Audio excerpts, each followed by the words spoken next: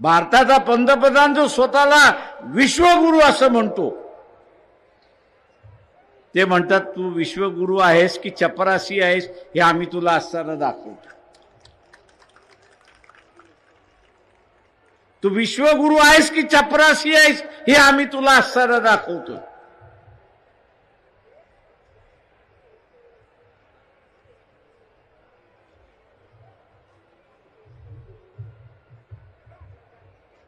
आणि हा चपरासी आहे दाखवण्यासाठी तिथल्या भारतीयांना, भारतीय गेलेले जे अमेरिकेमध्ये आहेत, इंग्लंडमध्ये आहेत, युरोपमध्ये आहेत, त्यांची असणारी हकालपट्टी करण्याची सुरुवात झाली.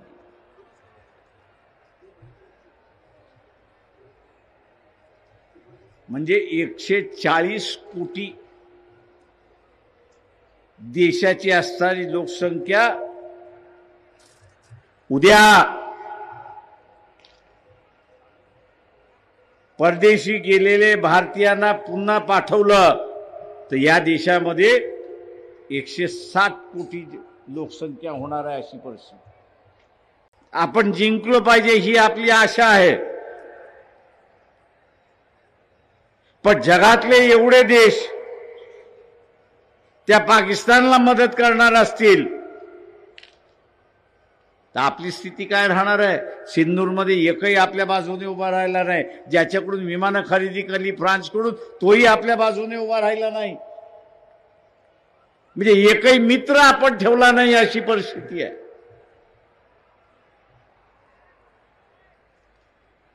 आज एकही मित्र आपला नाही अशी असणारी जगामधली परिस्थिती.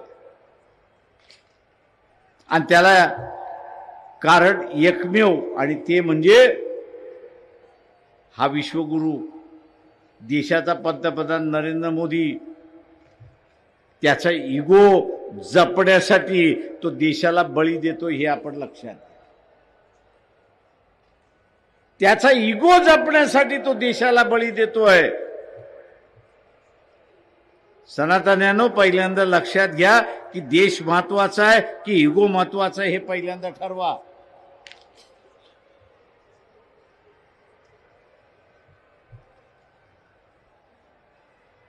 इगो महत्वाचा आहे की देश महत्वाचा हे पहिल्यांदा ठरवा.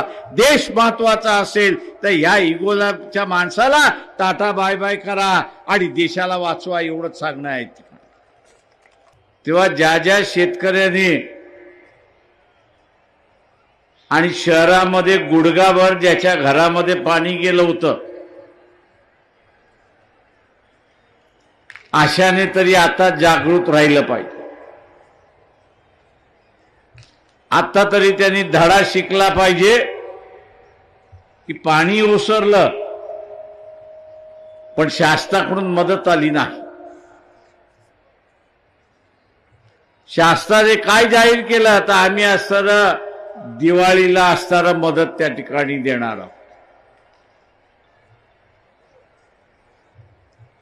ती दिवाळीला सुद्धा मदत येणार नाही याची असणारी खात्री मी आपल्याला त्या ठिकाणी देतो. काका इथे शेतकऱ्याला मदत करणं, गरीबाला मदत करणं, वंचिताला मदत करणं हा भारतीय जनता पक्ष RSSचा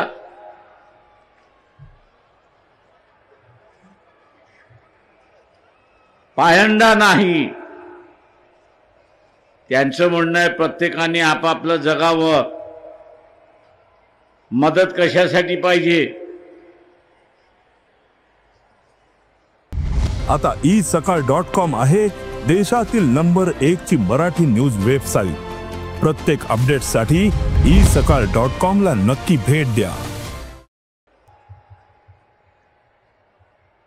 ओबीसीचा घात कोणी केला तर बीजेपी आणि RSSनी केलेला आहे. एवढं तरी डोक्यामध्ये ओबीसींच्या गेलं पाहिजे तर कुठेतरी आरक्षण वाचेल. आणि जे काही ग्रामपंचायतीमध्ये सरपंच होत होतात,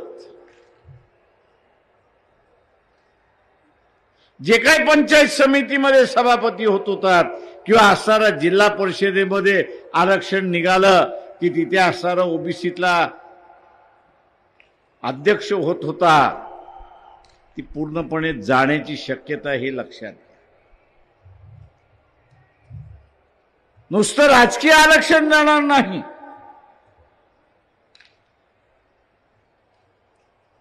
नुसतं राजकीय आरक्षण जाणार नाही, शैक्षणिक आरक्षण जाईल.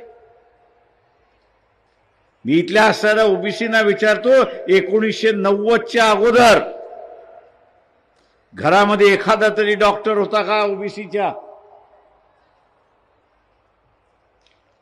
एखादा तरी IAS अधिकारी होता का?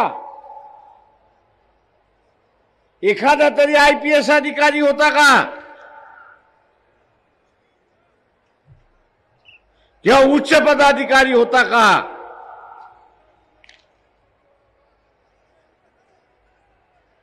समाज व्यवस्थेमध्ये